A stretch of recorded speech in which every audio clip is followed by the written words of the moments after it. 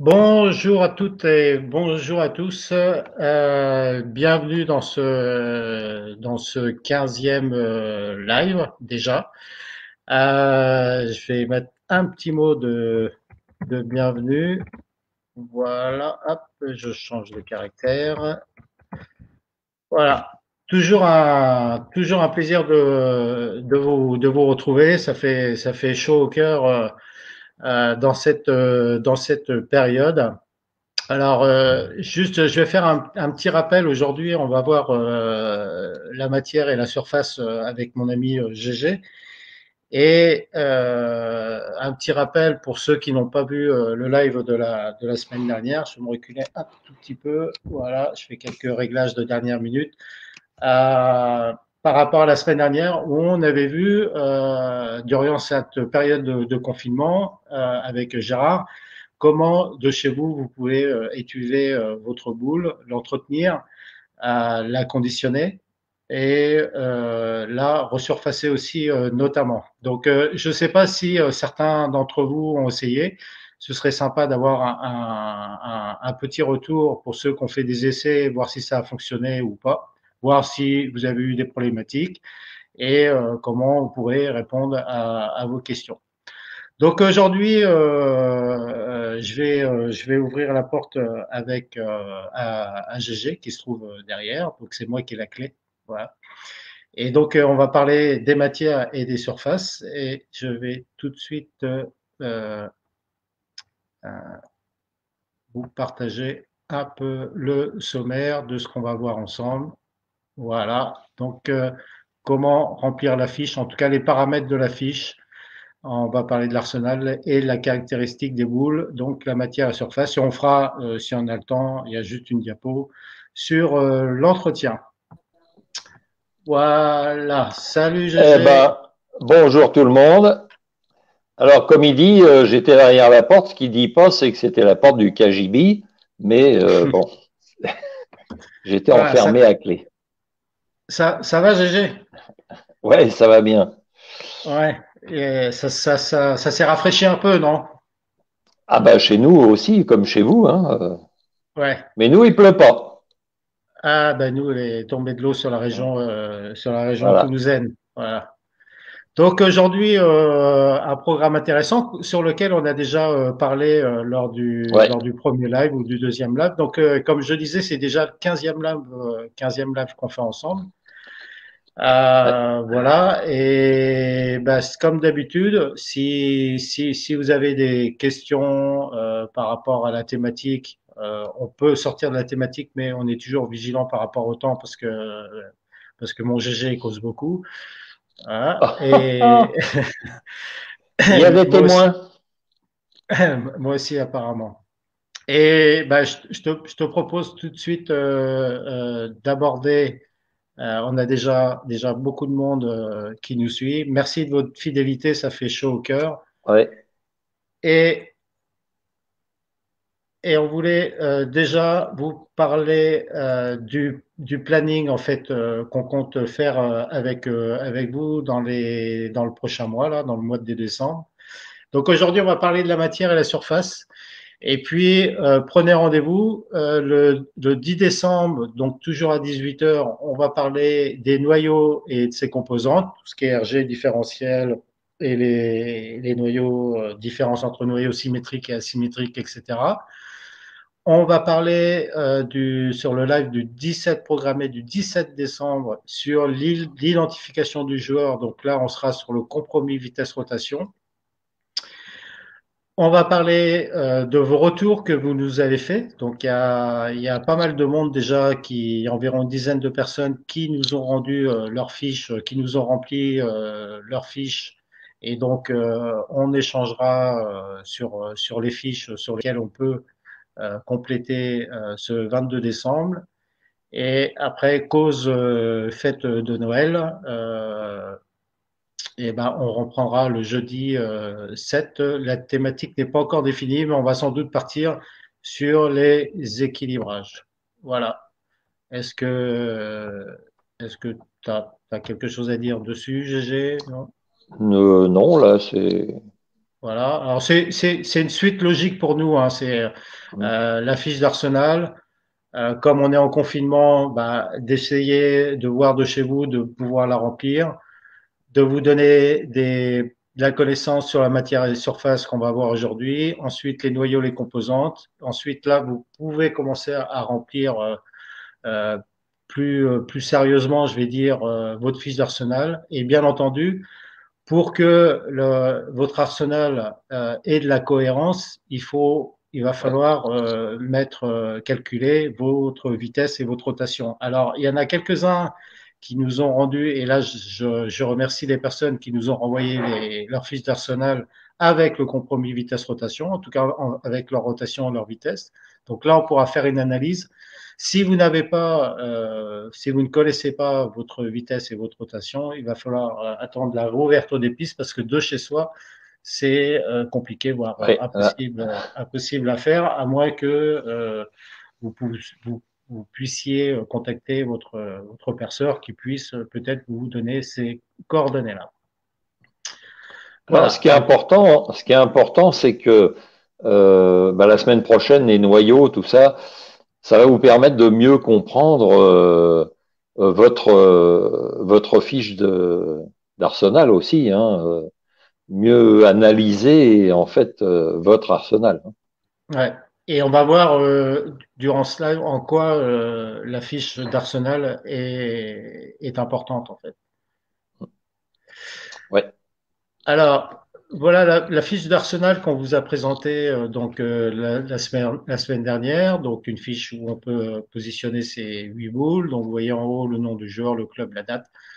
Et vous avez le fabricant de la boule, le nom de la boule, le poids qui généralement devrait être le même. Il peut y avoir peut-être une différence quelquefois on trouve avec la boule de sperre.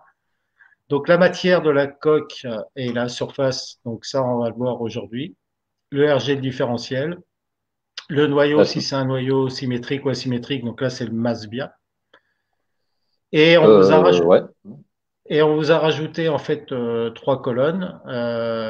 Donc une colonne, là on va en parler par rapport aux réactions de la boule sur la piste, forte ou faible, une forme douce ou angulaire, et la dernière colonne, le classement de la boule, de la moins agressive à la plus agressive. Voilà. Voilà. Euh, je vais passer sur ça. Et il y a une autre fiche aussi que tu voulais parler, Gégé, tu tenais à parler, c'était la fiche BTM. Ouais, en fait, bon, il y a qu'un seul joueur qui nous l'a renvoyé comme ça, c'est Jean-Marc Léon. Léon. Bon, les miennes sont faites comme ça aussi. Comme je suis abonné à BTM, Bowling This Month, qui est une revue américaine très intéressante, malheureusement, bien sûr, en américain. Mais ce qui est intéressant dans cette revue, c'est qu'il compare toutes les boules de tous les fabricants. Enfin, tout Ouais. du moins celles qui leur sont parvenues à tester. Mais il y a vraiment par exemple, moi, depuis 2017, je suis à 900 boules là, sur ma fiche. Et notamment les dernières nouveautés.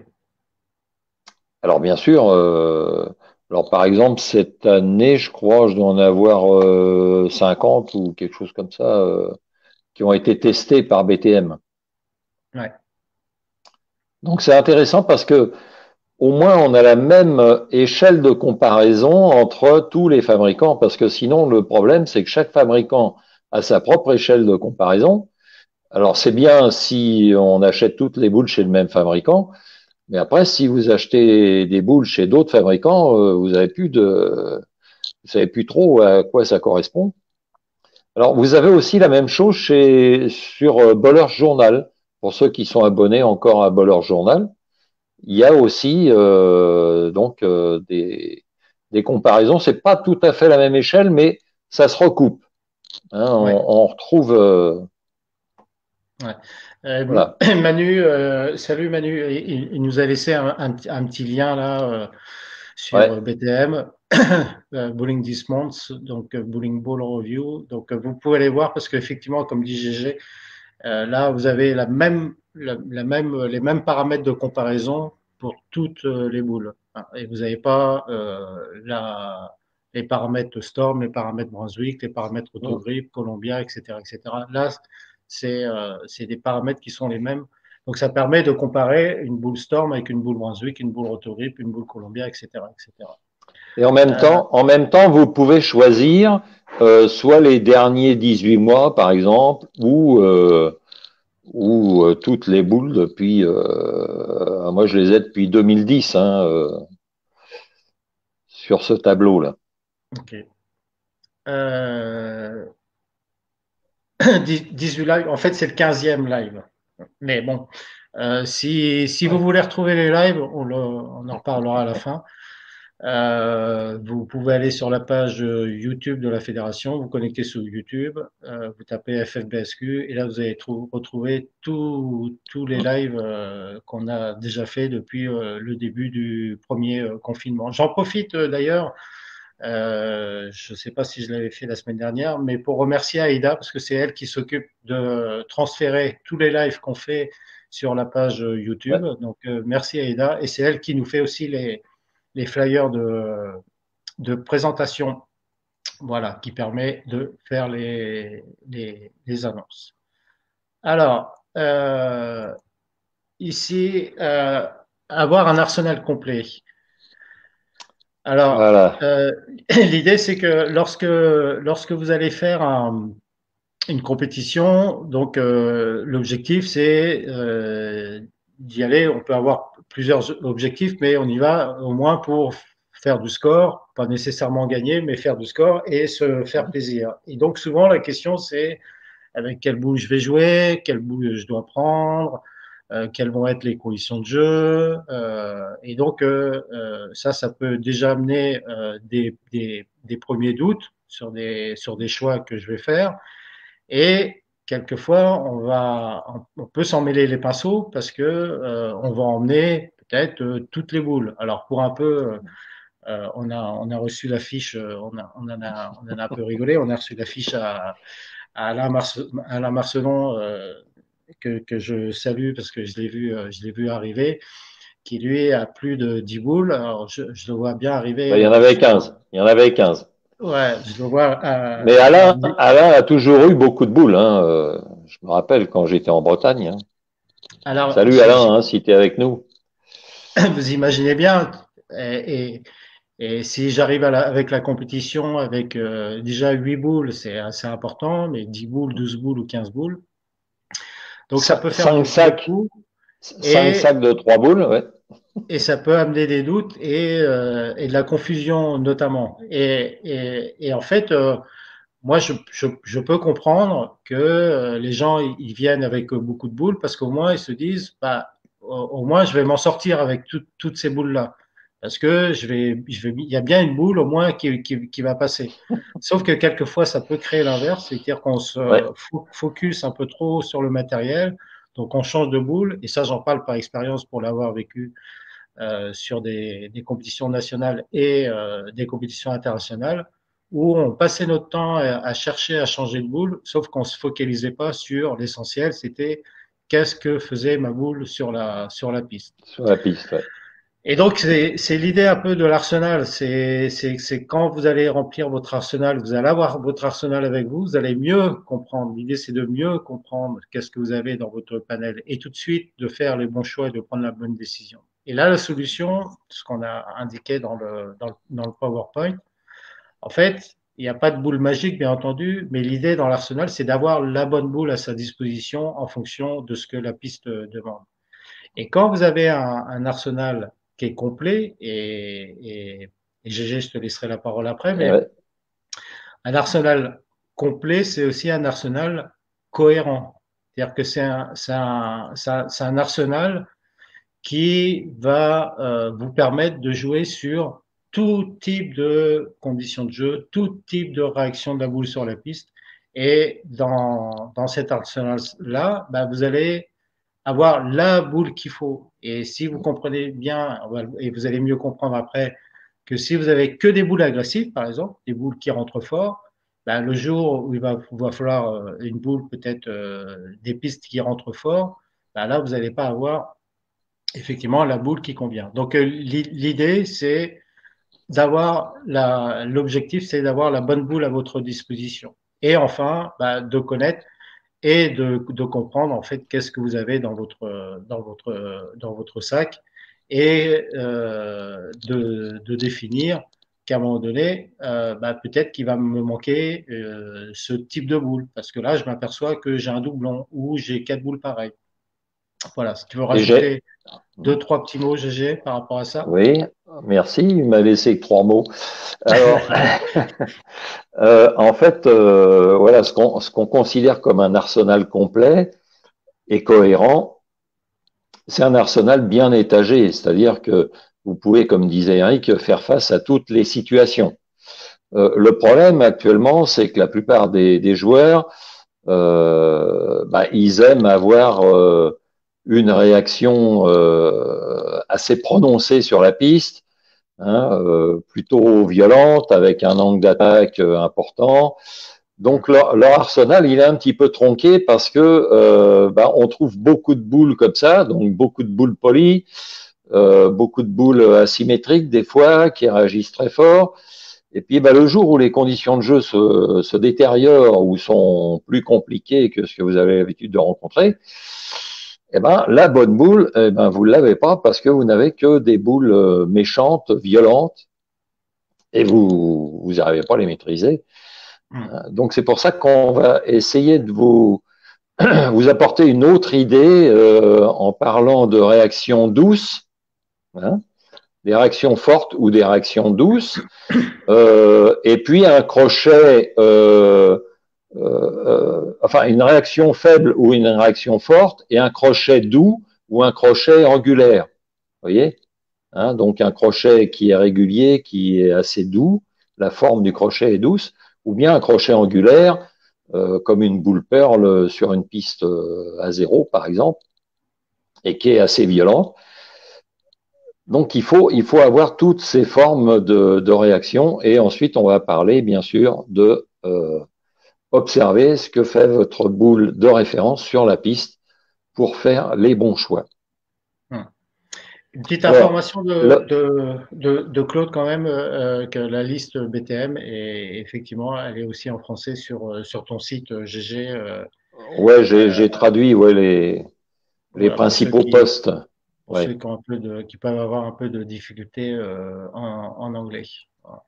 Donc vous allez sur bowlinganalyseattaché.fr et puis vous trouverez donc des tableaux de comparaison, soit que Brunswick des V8 radicales, et maintenant donc Track, Ebonite, Columbia, ou alors le tableau de comparaison BTM. Ouais. C'est intéressant ce que tu disais, GG, par rapport qu'on va chercher, qu'on qu'on va demander aux perceurs des boules qui rentrent, des boules qui sont agressives. Et, et ça, on y reviendra un jour, notamment sur l'aspect psychologique, parce que pour moi, c'est pas la bonne question en fait.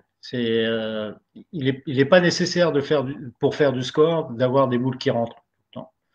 Et, euh, et j'ai connu ça encore une fois sur les compétitions internationales où les joueurs avaient tendance à avoir beaucoup de boules agressives dans leur panel pour une histoire de confiance en fait, pour pouvoir avoir de la marge, pour pouvoir créer de la marge.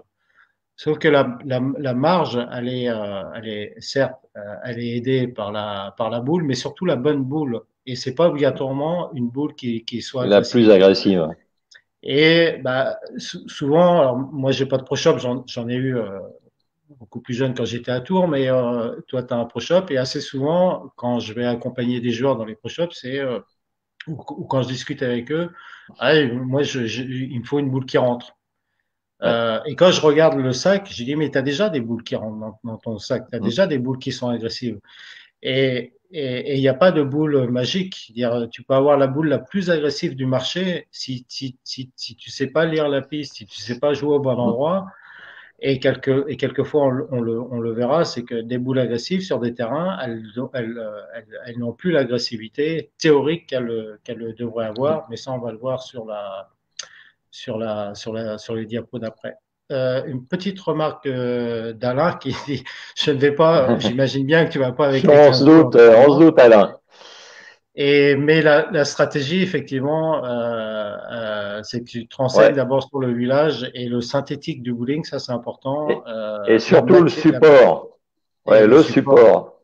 Voilà. Ouais. Donc le synthétique du bowling, c'est CMF Brunswick et quel type de synthétique et même S'il est usé, l'ancienneté. l'âge Ouais. du synthétique, hein, ouais. Euh, tac, un petit commentaire de Juju. Salut Juju, salut les gars. Le plus important est une boule stable qui garde un maximum à l'arrivée dans Ouais. les quilles. Et On va en parler. On va en parler. On y arrive. une remarque d'Henriette sur la liste des boules, les RG différentiels sont donnés pour quel poids de boule? J'ai cru voir sur les sites de certains constructeurs que ces mesures pouvaient être différentes selon le poids. C'est bien, c'est une bonne réflexion, Henriette.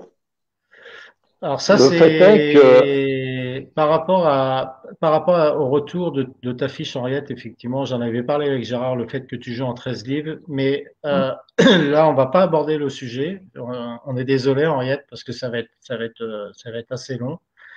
Et je te propose de revenir la semaine prochaine, parce qu'on va parler des RG, des différentiels, et effectivement des poids de boule qui vont modifier les valeurs des RG des différentiels ouais, et on va répondre à ta question. Donc, je te propose de garder cette question sous le coude et de la reposer la semaine prochaine. Le poids de boule, en quoi ça peut avoir une influence aussi sur la réaction de la boule sur la piste. Philippe qui nous dit en général pour 15 livres, oui, mais oui, le RG, les vaches en fonction du poids. OK, donc ça, on le verra. Ça, c'est aussi une réflexion, salut Sylvain, intéressante de Sylvain. Des fois, le graphique de tournoi ne correspond pas aux réactions prévues sur la piste. Ça, on en a bah, déjà parlé de Sylvain sur le live, sur les conditions de jeu, et que tu peux mettre un huilage, par exemple Montréal, sur du synthétique AMF. Tu mets le même huilage sur un synthétique Brunswick Aviline et tu mets le même huilage sur un synthétique Pro Aviline et tu mets le même huilage sur des pistes neuves et sur des pistes usées. Donc ça te fait 5 supports différents avec le même huilage. Tu auras 5 réactions différentes, ouais. obligatoirement. En fait, Donc, Sylvain, il faut supprimer des fois. Tu supprimes des fois. C'est à chaque fois. On ouais, peut pas se fier à un graphique. Il faut lancer les boules et regarder la réaction de la boule. ouais. Ça peut vous donner une petite idée, mais On y reviendra, GG, sur les conditions de jeu. ouais. Euh, il y a beaucoup de questions. Les joueurs demandent toujours des boules de Ah, fou, mais il faut savoir que si tu n'as ouais. pas la bonne vitesse rotation, ça sert à rien. Effectivement, on verra avec le compromis vitesse rotation. Tac.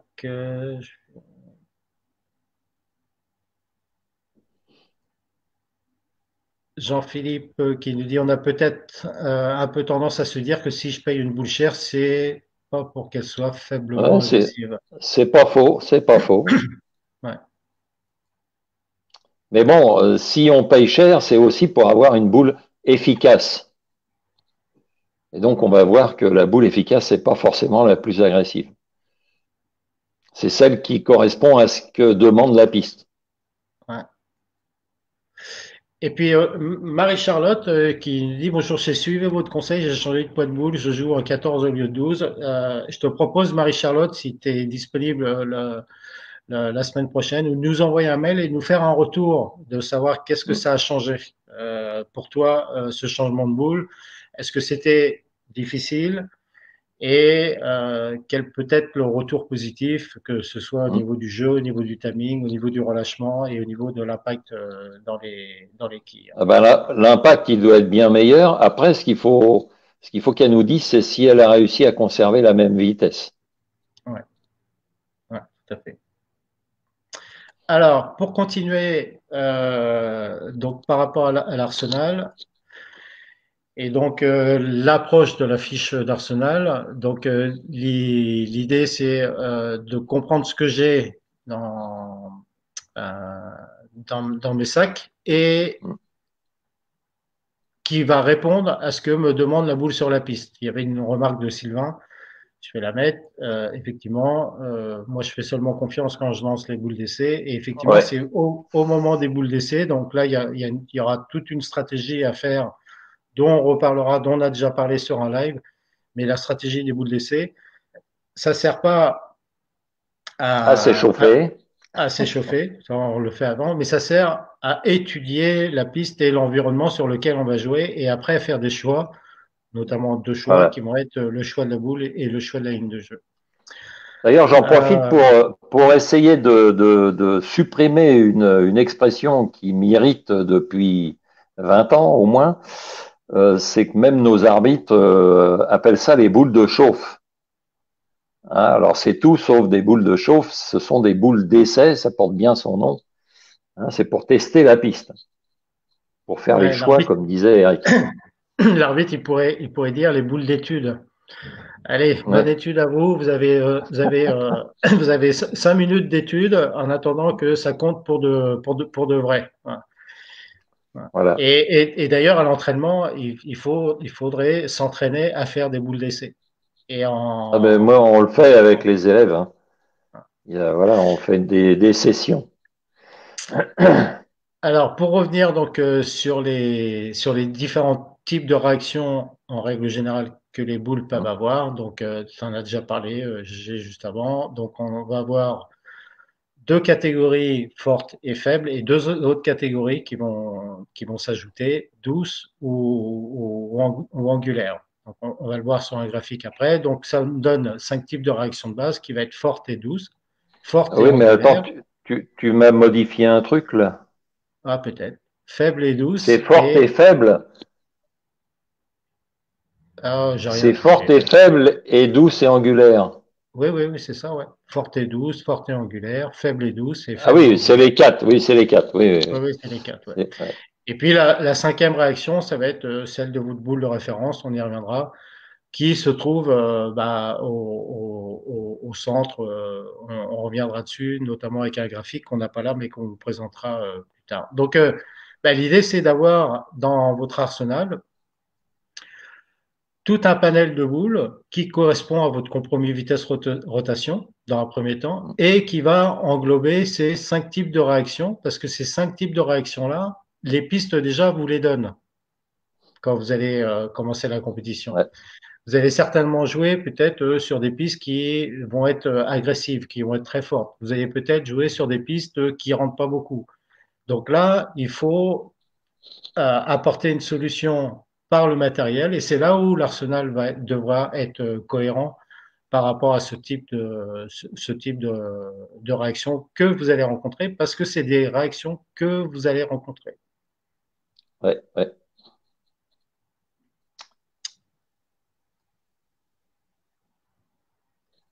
Ok, Euh, tu veux que je développe un peu? non, je vais, je vais passer voilà, au piège. Je te laisse, si tu veux parler des pièges sur lesquels il faut faire attention. Tu en as déjà parlé un petit peu avant. Ouais, bah bon, le principal piège, c'est le joueur qui se le tend lui-même. C'est voilà, on a tous, c'est vrai, on a tous tendance à avoir une préférence pour une forme de réaction. Bon, chez la plupart des joueurs, ce qu'on peut voir hein, depuis le temps, moi que je suis sur les pistes et que je perce les boules, on me demande toujours la même chose. C'est une boule qui finit fort, c'est une boule agressive et une boule qui finit fort. Alors, le problème, bien sûr, c'est qu'à partir de cette recherche-là, de cette préférence, eh bien, vous risquez de tronquer votre arsenal.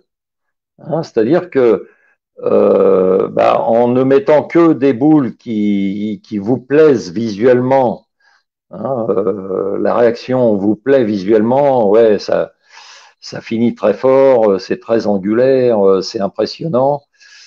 Euh, Bah oui, mais très certainement, suivant les conditions de jeu, il va vous manquer des boules dans votre arsenal parce que il y en aura déjà de trop pour cette catégorie de réaction.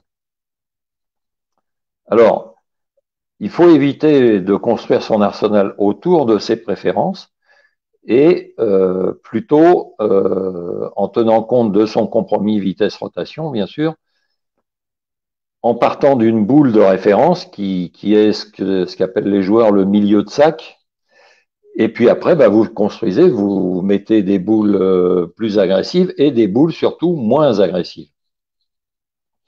Des boules qui ont une forme de réaction violente, des boules qui ont des formes de réaction douces, des boules très agressives et des boules beaucoup plus faibles.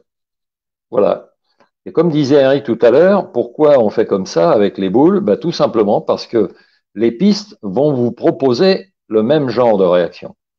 C'est-à-dire que vous allez tomber, par exemple, sur des pistes à zéro qui sont très huilées au départ et très sèches à l'arrivée. Donc là, vous allez avoir une boule qui va glisser énormément et qui va réagir très fort à la fin. Donc si vous prenez une boule Pearl, parce que c'est la principale erreur que je vois chez les joueurs français en particulier, bah, vous allez augmenter la glisse générée par le huilage qui est à zéro, et vous allez augmenter la réaction en fin de piste. Donc en fait, vous avez une piste qui glisse, vous prenez une boule qui glisse. Vous avez une piste qui réagit très fort à la fin et vous prenez une boule qui réagit très fort à la fin. Vous voyez bien qu'il va y avoir un problème. Donc, qu'est-ce qu'il faut faire? C'est si j'ai une piste qui glisse, je prends une boule agressive. Et si j'ai une fin de piste qui réagit très fort, je prends une boule qui a une réaction douce. À chaque fois, je prends le contraire, l'inverse de ce que fait la piste. Voilà la règle d'or, si vous voulez. OK? C'est toujours choisir l'inverse de ce que me propose la piste. La règle de base, on peut dire. Une règle, Voilà. effectivement, Hein, c'est à partir de ça qu'on va démarrer comme ça, et après on va ajuster, hein, bien sûr. Mais je reviens là-dessus parce que c'est vraiment quelque chose que je vois tout le temps. C'est que la plupart des joueurs commencent les boules d'essai avec une boule polie. Et ça, c'est pas possible, quoi. Faut surtout pas utiliser une boule polie sur des pistes à zéro, sur des pistes fraîchement huilées. Je reviens sur les pièges là. C'est qu'effectivement, on a tendance à rester un peu dans ce qu'on aime en fait. Et Ouais, c'est il y en a, conviction. ouais, Hein. ses convictions et ses certitudes, et donc on va toujours acheter des boules, bah voilà, qui rentrent par exemple, ou des boules qui rentrent pas, peu importe. Et il faut sortir un peu de ça, et même par moment, on peut avoir dans son arsenal des boules qu'on va utiliser très très peu. Oui, Parce que mais on va pas tomber sur ce type de conditions de jeu. Je prends par exemple l'uréthane qui est assez conseillé sur des villages qui sont courts euh, et donc plutôt ou avec des peu boules de huilé. jeu qui sont à droite ou on peut huiler effectivement. Bah, c'est peut-être une boule pour certains joueurs qu'on va pas utiliser beaucoup. Mais par contre, c'est bien d'en avoir une dans son sac. Parce que le jour où on tombe sur des conditions de jeu qui sont peu huilées ou sur des conditions de jeu, même pas nécessairement courts, mais médium, on va dire, à 39, 40, 41 pieds, et qui sont très agressives, bah, une uréthane va sauver la mise et va créer plus de scorabilité qu'une boule Pearl, qu'une boule peut-être solide ou une réactive peu agressive, etc., etc. Donc c'est bien d'avoir effectivement, comme on vous le redit, d'avoir un panel qui permet de s'adapter sur tout type de jeu. Par exemple, il y a une boule aussi que vous allez avoir dans votre sac qui va vous permettre de finir vos compétitions.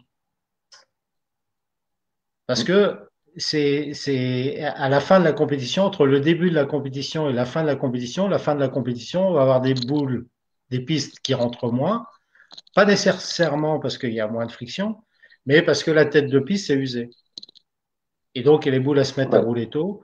Et là, bah, tu conviendras, GG, qu'une boule Pearl qui soit très agressive, là, c'est intéressant de l'avoir.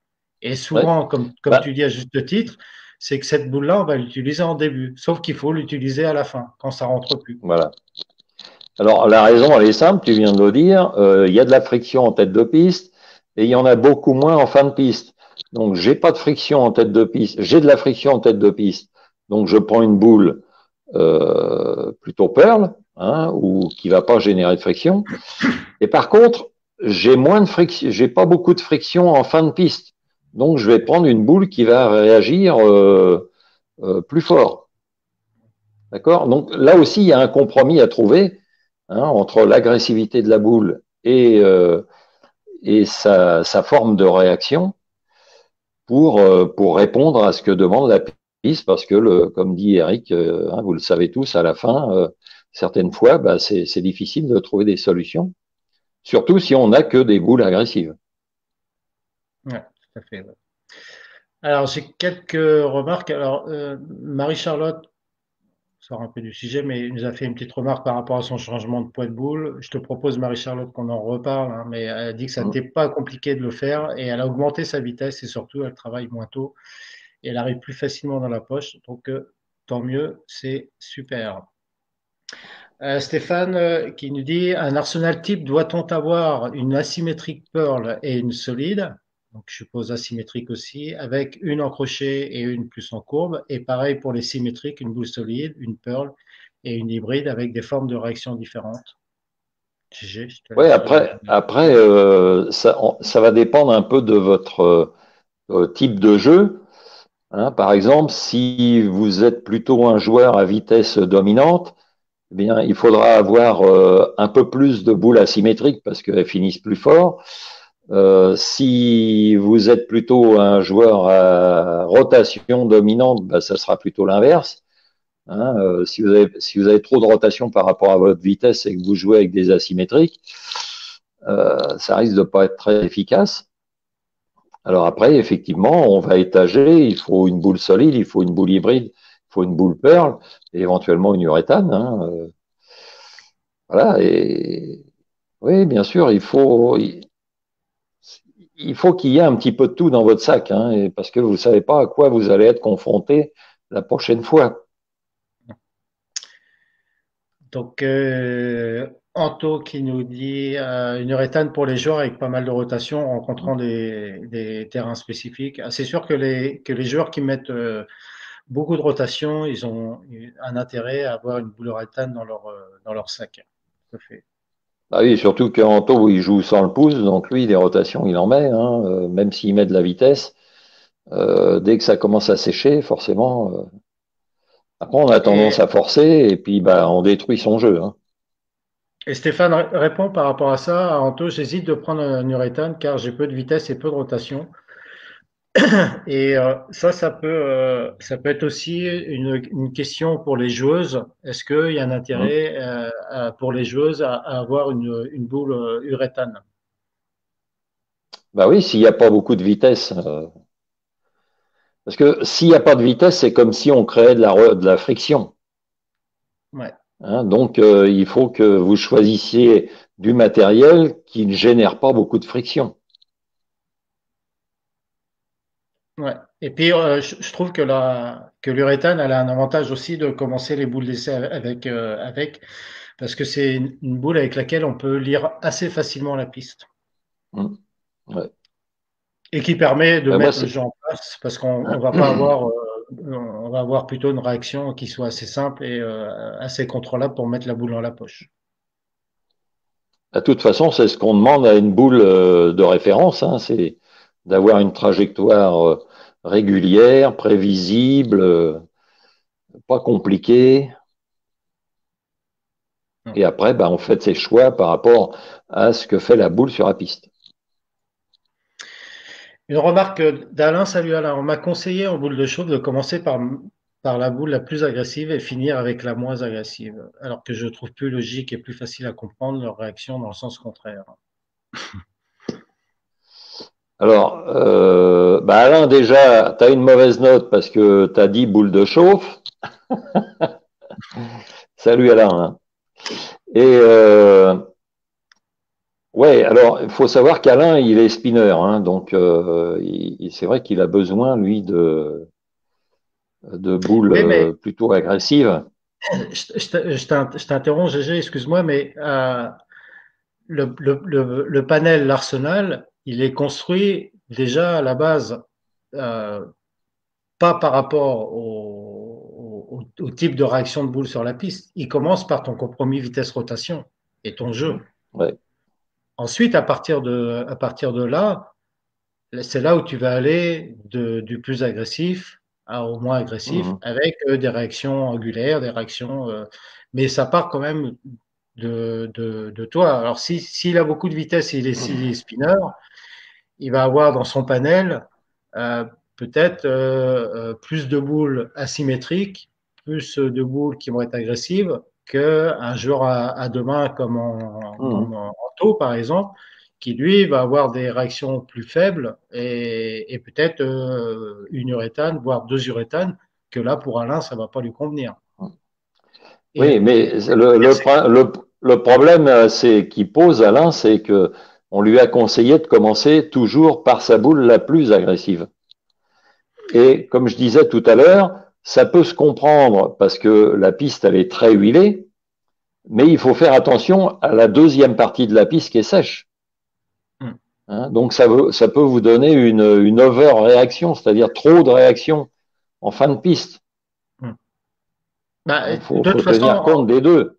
en règle générale, les boules, le practice, les boules d'essai, on va pas commencer avec des boules qui vont avoir une cassure forte et Voilà. une trajectoire qui va être angulaire.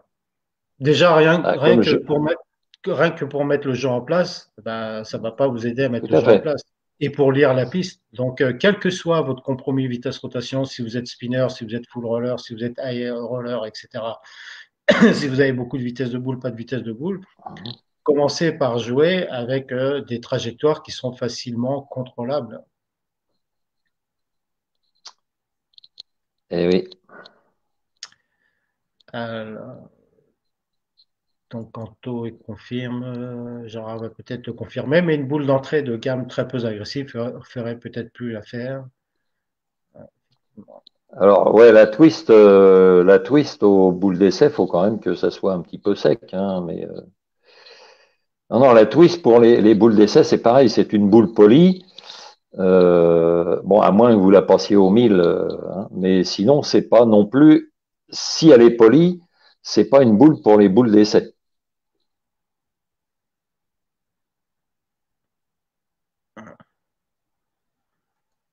Ah, une remarque de Joël. Eric et Gérard, quand on parle de boules qui remontent plus ou moins fort, est-ce que les angles et dimensions de perçage ne changent pas cela? On fera un live sur les équilibrages et les angles, mais aujourd'hui, ce qui a le plus d'impact sur la réaction de la boule sur la piste, c'est la surface et Ouais. non les équilibrages. Les angles, si tu veux, ça va faire que optimiser le choix que tu as fait précédemment quand tu as choisi la boule pour une solide, par exemple. Qui est au 1000, bon, bah, si tu fais varier les équilibrages, tu vas pas faire varier énormément la réaction de la boule. Ouais, tout à fait. Tout à fait. Et donc, on en a déjà parlé par rapport à l'arsenal et les solutions. Donc, tu disais, quand on a beaucoup de friction, donc privilégier une boule qui soit plutôt peu agressive, donc une boule faible. Ouais, Peu de friction, on va privilégier une boule qui va être agressive, donc plutôt forte. Au niveau de la réaction en fin de piste, si on a des réactions fortes, on va privilégier une boule avec une réaction douce. Et si on a une voilà. réaction douce en fin de piste, très peu de cassure, on va privilégier une boule à réaction angulaire. On va voir après les différents types de matières et différents types de boules et quelle réaction ça donne sur la piste. Ouais. Une petite remarque aussi qui est importante, c'est que la réaction du boule n'est pas figée. On vous a mis ça parce que Euh, pour nous, je vais, voilà. Si vous avez une Bah, boule qui est agressive en théorie, ben, quelquefois vous allez lancer la boule sur la piste et en fait vous n'allez pas trouver l'agressivité que vous auriez pu espérer en l'achetant. Inversement, vous pouvez avoir une boule type uréthane qui va plutôt avoir une réaction qui va être douce et plutôt euh, régulière. régulière. Et ben, vous pouvez avoir une réaction forte avec cette boule-là sur des terrains avec un village court ou sur un revêtement qui est très agressif. Vous pouvez prendre une boule solide qui est très agressive, très roulante. Ben, c'est des boules qui peuvent ne pas avoir de finition à la fin. Par exemple, Ouais, si vous jouez en fin de compétition avec et que la boule elle se met à rouler très tôt sur la piste, bah, à la fin, elle va avoir usé toute son énergie et en fait, à la fin, elle va finir tout droit. Elle va pas casser en fait. voilà. GG, une Mais en remarque? fait, c'est surtout cette histoire que la réaction de la boule n'est pas figée, c'est entre le moment des boules d'essai et la fin de la série, par exemple. Donc la même boule qui avait, comme dit Eric, une réaction forte au départ, hein, c'est une boule agressive, donc elle passait très bien parce qu'il y avait beaucoup d'huile, donc elle avait une bonne réaction sur la piste. Et cette même boule, au bout de 5 parties ou 6 parties, si vous la lancez, bah, elle finit tout droit. Donc vous voyez bien que sa réaction, elle n'est pas figée. Elle va évaluer la réaction de la boule avec les conditions de jeu. Et une boule qui était trop agressive pendant les boules d'essai, eh bien, très certainement, elle va vous servir, en forme de réaction, hein, qui finissait trop fort. Eh bien, cette boule-là, elle va très certainement vous servir sur les dernières parties, parce que là, la piste, elle sera moins réactive, et donc vous aurez besoin d'une boule qui réagit plus fort. Voilà, c'est tout évolue. Hein, il faut tenir compte de l'évolution des conditions de jeu. Tout à fait. Une remarque de Manu qui dit au-delà de l'équilibrage des surfaces, des boules, tout ça, il faut déjà parler que pour la plupart des joueurs qu'il faut être Oh, qu'il est régulier méchant! sur la trajectoire. Effectivement, il n'y a pas de boule, il n'y a pas de boule magique et qui va compenser. Elle va peut-être vous aider si vous faites des erreurs de pause, mais elle va pas vous faire gagner si vous n'êtes pas capable de lancer régulièrement la boule sur votre trajectoire. Claude qui nous fait une remarque aussi, la texture de la surface a aussi beaucoup d'importance, on va le voir aussi. Ouais, on va le voir. Nadine qui fait une Mais pour... remarque, Ouais, observation, ouais, observation, c'est le mot préféré d'Eric. voilà. C'est clair, c'est Alors clair. pour revenir sur ce que vient de dire Manu, effectivement, avec les conditions de jeu qu'on nous propose aujourd'hui, enfin depuis déjà plusieurs années, ces conditions qui sont, on va le dire, facilitantes, ça n'a pas amené les joueurs à faire des progrès au niveau de la régularité, puisque hein, on peut fermer les yeux, on envoie la boule vers la droite et elle finit dans la poche. Donc effectivement, c'est l'agressivité des boules et la facilité des huilages, tout ça, ça permet pas aux joueurs de, parce que quand même chez les joueurs, qu'est-ce qui est le plus important? C'est le pouvoir d'adaptation. Et notre problème aujourd'hui, c'est que on joue toujours pratiquement sur les mêmes conditions de jeu, les mêmes huilages, et on n'apprend pas à s'adapter. Parce que ça, c'est Ouais, plus important encore que le matériel. c'est très bien que tu parles de ça, GG, parce qu'il y a une remarque d'Alain qui est très juste et très pertinente. C'est très bien de le faire quelquefois à l'entraînement, ainsi qu'avec une uréthane pour contrôler sa gestuelle. Ce Ouais, qui veut dire par là, c'est que s'entraîner dans le dur, sortir de sa zone de confort et s'entraîner avec des boules qui nous semblent difficiles à jouer. Quelquefois à l'entraînement, et, euh, et ça je l'ai vécu, tu as dû le vivre aussi au GG, quand tu vas imposer à des joueurs à l'entraînement de dire tiens, bah, tu vas jouer avec cette boule-là, parce que tu sais très bien qu'avec cette boule-là, ils n'aiment pas jouer avec. Et le joueur, la première réaction, il me dit ah non, mais j'aime pas cette boule-là. mm. Et Ah ben, moi, c'est simple, hein. S'il commence à faire des strikes avec une boule, je lui dis hop, cette boule-là, tu la ranges. Ah, Déjà, et là, en fait, parce que on sort le joueur de sa zone de confort et l'idée, c'est pas de l'embêter, l'idée, c'est de le faire s'améliorer. Parce que tant qu'on n'est pas dans l'échec, ça veut dire qu'on n'essaye rien de nouveau, en fait.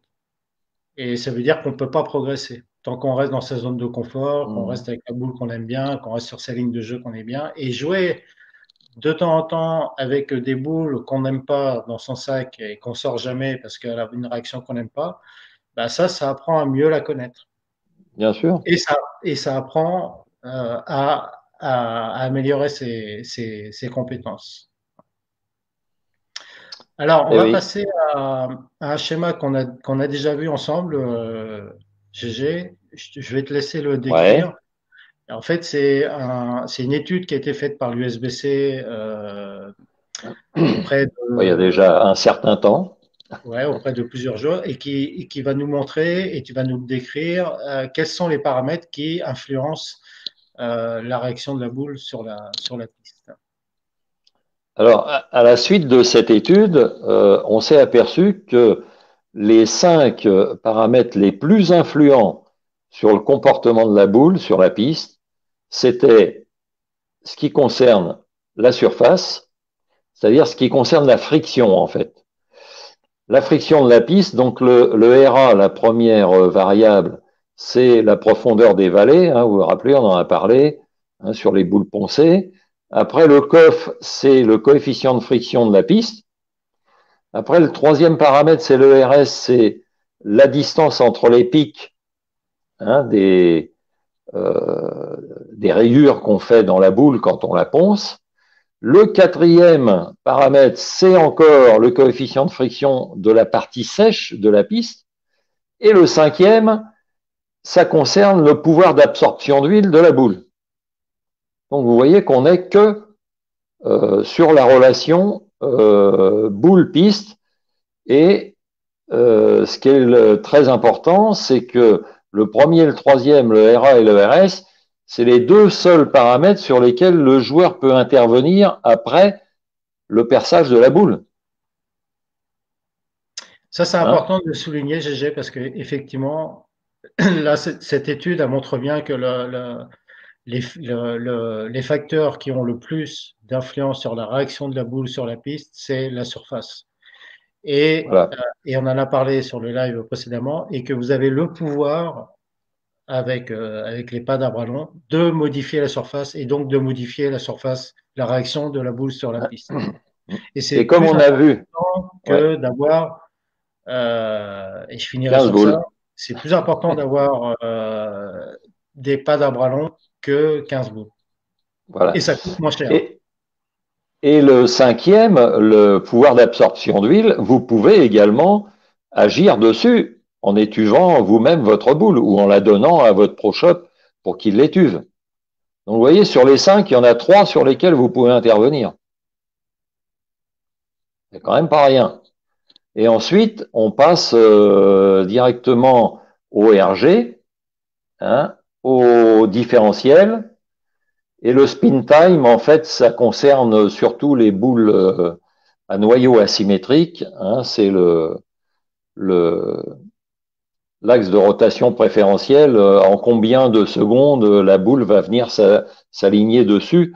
Donc, plus le spin time est court, et plus la boule réagit violemment au niveau du break.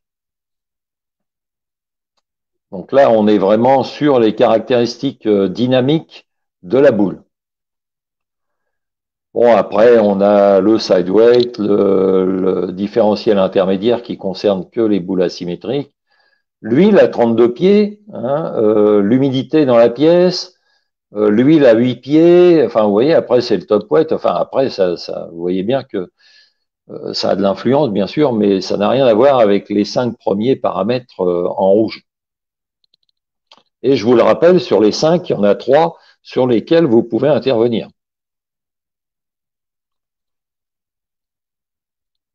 On a perdu Eric? Non, j'avais coupé le son. J'étais Ouais. en train de parler et Ah, j'avais d'accord. coupé le son. Il y a une question. Donc, études ou ultrasons, on en a parlé la semaine dernière, Christophe. Ouais, ouais, ouais, ouais. Les deux, en fait. Ah bah les deux L'idée, fonctionnent bien, hein. voilà. Donc, l'idée, Alors, c'est l'ultrason, ben, je ne sais pas si quelqu'un en a un en France, mais c'est vraiment très efficace. Alors, je vous rappelle que dans le système à ultrasons, euh, la boule, elle est plongée dans l'eau, hein. Donc, parce qu'il y a il y a beaucoup de gens qui disent, faut pas mettre les boules dans l'eau. Bon, ok. Bon, personnellement, j'ai une étuve réactivator, hein, réjuvénator, pardon, et bon, ça chauffe les boules à 54 degrés. Donc. Mais le système à ultrasons est vraiment très efficace. alors, j'ai quelques questions, GG. Déjà, j'ai une question diamètre. Ouais, ça c'est le diamètre de la boule, parce que Et le effectivement, diamètre peut changer. vous, alors il faut savoir que il y a des tolérances et donc effectivement le diamètre de la boule il varie dans les tolérances. Ouais. Manu qui fait encore une remarque en forme, Manu. Il a besoin de retourner au Pro Shop, Ah Manu. ouais, Sincèrement, aujourd'hui, qui modifie cette surface de boule avec Zabalon? Pas beaucoup. Plus que tu ne le penses, Manu. ouais, ouais. Aujourd'hui ça commence. Ça, c'est Et puis on espère bien que ça va encore euh, s'améliorer parce que c'est vraiment quelque chose qui est indispensable aujourd'hui pendant les boules d'essai, voire avant les boules d'essai, hein, pour ceux qui font des compétitions à haut niveau. Parce que là, c'est plus tactique. Hein, on va déjà, notre arsenal, s'arranger pour que avoir les boules pour pouvoir finir. Hein, donc on va déjà avoir les boules pour commencer et avoir les boules pour finir. Hein, et donc, on travaille déjà les surfaces de notre arsenal. il y a une remarque de Jean-Philippe qui nous dit donc avec une boule mal percée, il faudrait savoir ce que c'est la Ouais, définition de la mal boule mal percé, ouais. percée. On peut tirer quelque chose. Ouais, parce que mal percé, si c'est mal percé au niveau de la main, ça c'est la base. Mm. On l'a dit des dizaines et des dizaines de fois que la base, avant tout, c'est d'avoir une bonne prise de main. Et si tu penses qu'une boule mal percée, dans ce cas, si c'est une boule qui est au niveau des équilibrages, par exemple, bah, la surface de la boule, oui, va avoir un impact qui va être Ouais. qui va être important. Alors, je connais pas le jeu de Jean-Philippe, mais en imaginant que Jean-Philippe soit un joueur avec plus de vitesse que de rotation, eh bien, le fait de passer sa boule au 500 ou au 1000, ça va complètement changer la réaction de sa boule. Hein. Donc, c'est pour ça faut tester à l'entraînement pour savoir ce que vous pouvez obtenir de votre arsenal. J'ai une question de Joël euh, qui dit quand on arrive en fin de partie, il y a souvent moins d'huile en tête de piste, effectivement, et plus en bout de piste. Du coup, Ouais. une boule qui remontait fort ne remonte plus avec autant de friction en tête de piste et a tendance à patiner au lieu de casser après le breakpoint.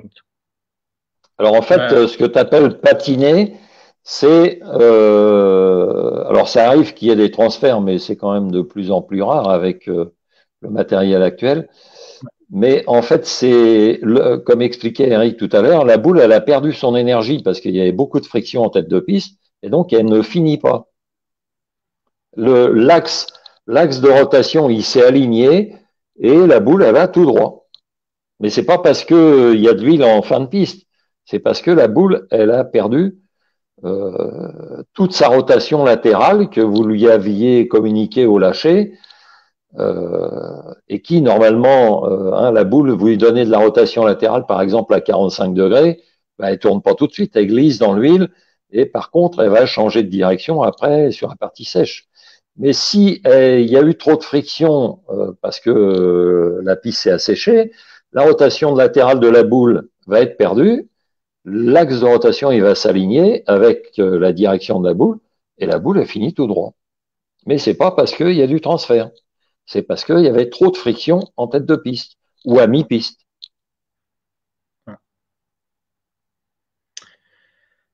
C'est pour ça, là, on vous disait tout à l'heure que la réaction théorique de la boule avec les nombres, ça reste que théorique. Ça dépend quelle va être la friction qu'elle va avoir sur la piste, si c'est Ouais, tôt, si c'est tard, et la restitution d'énergie qu'elle va avoir au bout. Et une boule qui rentre beaucoup, je le mets entre guillemets parce que il y a, sur le marché, enfin, si vous allez au Pro Shop et dites, ouais, je veux une boule qui rentre, le perceur, il n'a pas la baguette magique, c'est parce que c'est vous qui l'a lancé et sur un environnement qui est différent à chaque fois et en plus qui est instable. Donc, c'est toute la complexité ouais. du bowling d'ailleurs. Une autre question de Joël. Joël est en forme aussi. Autre question. Quand on retire l'huile des boules dans l'eau, on fait partir l'huile, mais l'huile n'est-elle pas remplacée par l'eau dans laquelle elle trempe? Ouais, ouais. Alors Et ça, c'est, ouais, oui, c'est la première chose à laquelle pensent les gens. Mais en fait, bah, l'eau, elle s'évapore, hein, tout simplement, et alors que l'huile, ça s'évapore pas. c'est ce que nous dit David, la boule va sécher, l'eau s'évaporer. Toc, toc, toc. Une question pour répondre à Yvon. Oui, on fait des lives toutes les semaines. Beaucoup de confusion. Voilà, beaucoup de confusion. Ça, effectivement, Christophe a raison. Entre les boules qui rentrent et les boules qui roulent. Ouais. Bah, c'est souvent les mêmes. Mais après, on verra la semaine prochaine avec les RG, hein, que c'est pas que la surface qui fait rouler les boules, hein, la surface, c'est ce qui va la faire rentrer pour utiliser les mêmes Terme. termes. Et ce qui fait rouler, c'est plus le RG, hein. Et puis, bah, la friction, s'il y a plus d'huile, bah, la boule, elle va rouler, forcément, hein. OK. Alors, je vais mettre le PowerPoint. Donc, les deux composantes qui sont importantes, donc vous l'avez vu avec GG, effectivement, qui affectent plus la réaction de la boule sur la piste, c'est la surface, donc la matière à texture, et ensuite les caractéristiques dynamiques des noyaux qu'on verra la Ouais, semaine prochaine. Et si tu peux nous dire deux mots sur ce slide-là, ouais. avec les différents types de boules, donc par ordre de friction qu'on trouve sur le Voilà. marché. Alors, bah, on commence par les polyesters, hein, les boules de sper, normalement, hein, c'est de la résine polyester qui est beaucoup plus dure et qui n'est pas poreuse, hein. Ne mettez pas vos boules polyester dans un four, hein, il ressortira rien, ça n'absorbe pas l'huile. Après, on a l'uréthane qui génère plus de friction que le polyester. Et aujourd'hui, les boules uréthane, bah, c'est plus comme par le passé. On a aussi des boules uréthane solides, hybrides ou pearl. Donc, on a trois catégories encore de friction dans les boules uréthane. Et aujourd'hui, malheureusement, je dirais, on a des boules uréthane qui cassent pratiquement comme des boules réactives. C'est-à-dire, au lieu d'avoir une réaction douce, hein, et régulière, comme on avait l'habitude avec les vieilles uréthanes, là, on commence à avoir des uréthanes qui ont des réactions violentes. Alors, ça facilite pas toujours la maîtrise. Parce qu'il y a un mot qu'on n'a pas encore utilisé ce soir, c'est le mot maîtrise. Et c'est un maître mot. Maîtriser la réaction de la boule, c'est ça qui est le plus important. Ensuite, on a ce que j'appelle des réactifs faibles, c'est les réactives début de gamme. Chez chaque fabricant, vous avez des débuts de gamme. Elles sont pas très réactives, pas très poreuses. Et bah, c'est bien en général pour des fois pour bah, les terrains secs ou en fin de série quand il n'y a plus beaucoup d'huile. Ensuite, alors les réactives, en fait, à la base, c'est de l'uréthane dans lequel il y a 13, au moins 13, 12 ou 13 additifs, je ne sais plus exactement le nombre, ni quel genre d'additif c'est, mais il y a beaucoup d'additifs dedans pour rendre la matière poreuse et lui donner beaucoup plus de friction que l'uréthane de base. Donc, les réactives Pearl, qui sont un peu plus agressives que les réactifs de base, elles ont un additif glissant dans la matière.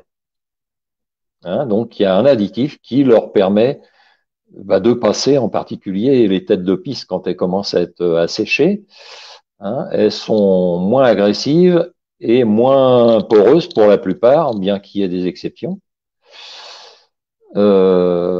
Et donc, comme elles glissent beaucoup plus en tête de piste, elles gardent l'énergie beaucoup plus loin, et donc elles sont beaucoup plus anguleuses au niveau de la réaction. C'est en général pas des réactions douces, c'est des réactions anguleuses. Et le breakpoint est retardé, donc le moment où la boule change radicalement de direction. En fait, le breakpoint, c'est le point le plus à droite pour les droitiers de la trajectoire de la boule, hein, puisque après, elle change de direction pour tourner vers la quille 1. Ensuite, il y a les réactifs hybrides. Alors ça, c'est un petit peu plus récent. Avant, il y a eu les réactifs solides qui ont été créés. Elles, les réactifs solides, il y a des additifs pour rendre la matière très poreuse. Donc, ça augmente le coefficient de friction avec la piste. Le breakpoint se trouve avancé, bien sûr, puisqu'il y a plus de friction. Et ensuite, ils ont inventé les réactifs hybrides, qui sont en fait un mélange de résine Pearl et de résine solide. Alors, c'est pas 50-50, hein, on ne sait jamais si c'est plus de l'une ou plus de l'autre. Mais bon, les réactifs hybrides ont toutes des réactions plus ou moins différentes. Et aujourd'hui, il y a des réactifs hybrides qui rendent presque autant que les boules solides. Donc, on ne sait plus à qui se fier. Voilà. Donc, vous voyez qu'il y a quand même beaucoup de choix. Et après, bien sûr, ça c'est pour les matières. Ce qui va aussi faire compléter cette différence, c'est la forme du noyau et puis ses caractéristiques dynamiques. C'est comme la voiture entre les pneus et le moteur. Hein, le pneu, c'est la coque de la boule et le moteur, c'est le noyau. Donc, il y a toujours un compromis entre les deux pour que la boule elle reste efficace. Ok, donc là, on a fait le tour de tous les types de boules qu'on peut trouver sur le marché. Il y a, alors il y en a énormément. Hein, aujourd'hui, ils essaient d'être le plus créatif possible puisqu'on n'a plus le droit au trou d'équilibrage. Donc, je pense à Maupinel hein, qui est en train de créer des noyaux pour essayer d'obtenir des réactions de boules identiques à celles qu'on avait avec les trous d'équilibrage. Ça fait avancer le schmilblick. Hein. Oui, oui, tout à fait. Ouais. Je vais juste répondre à une question qui sort de la thématique, mais les boules d'essai, ça dure pas très longtemps, c'est très compliqué de se faire une idée. En fait, ça s'apprend, Christophe. Ouais. Et tu vas t'apercevoir qu'après, à force de le faire, les boules d'essai de 5 minutes ou 6 minutes, en fait, tu vas en avoir de trop parce que tu vas avoir pris l'habitude d'analyser la piste et de faire des choix en 2 ou 3 minutes. En fait, il faut avoir une tactique, mais on va en reparler des boules d'essai parce que Ouais. c'est vraiment très important. Il faut avoir une méthode hein, et puis s'y tenir. Les boules d'essai, vous faites toujours comme ça et comme ça, vous avez plus facilement des éléments de comparaison. J'aurais qui dit, en fait, vu tous les choix possibles de revêtement de boules, on a pas mal de difficultés à faire un choix. Ben oui, Euh, c'est le problème. C'est le problème et c'est pour ça que tout à l'heure qu'on parlait de confusion, hein, parce que plus le joueur a de boules dans son arsenal, plus il peut être confronté à la confusion parce qu'on ne sait plus laquelle prendre. Et c'est pareil, quand on veut acheter une nouvelle boule, il y a tellement de choix que ça peut créer de la confusion aussi. C'est pour ça que vous avez besoin de votre perceur, des conseils de votre perceur, qui lui connaît votre arsenal, il sait normalement ce qui peut manquer dans votre arsenal ou quelle boule il faut changer, hein, parce que bah, les boules, ça finit par s'user aussi. Voilà, donc si vous faites tout vous-même, effectivement, il faut avoir des connaissances un petit peu plus approfondies sur le matériel. Ouais. Et en plus, il y a symétrique et asymétrique. Donc ça, on le verra sur le Ouais, prochain live, notamment avec les caractéristiques du noyau. Et après, il y a les équilibrages. voilà. Alors,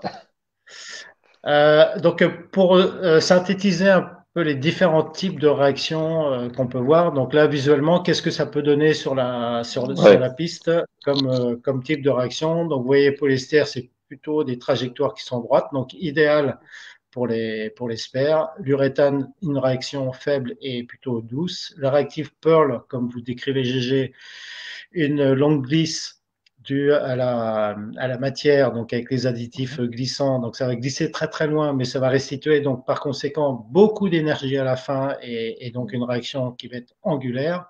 La réactive hybride qui va être une réaction plus En stable, crochet, on va dire. en Hein, crochet, ouais, moins angulaire en tout cas qu'une réactive ouais. Pearl. Et la réactive solide, où on va avoir plutôt un break qui va être avancé, donc une boule qui va se mettre à rouler tôt, mais avec une finition qui va être forte. Voilà, grosso Donc modo, c'est un arc, c'est un arc. On c'est dit que un c'est arc. une réaction en arc. Hein. Ouais. Donc voilà les cinq types de réactions qu'il faudrait avoir dans son arsenal en fait pour s'adapter aux différents types de conditions de jeu Voilà. et différents types de surfaces qu'on peut trouver durant Alors attends, remets là, s'il te plaît. Voilà. Donc après, en fonction de votre compromis vitesse-rotation, eh ben, il y a des joueurs qui vont avoir plutôt des boules réactives solides et d'autres qui manquent de vitesse, qui vont avoir plutôt des réactifs Pearl ou des uréthanes. Hein, vous voyez que ça va en fonction aussi des conditions sur lesquelles vous jouez habituellement.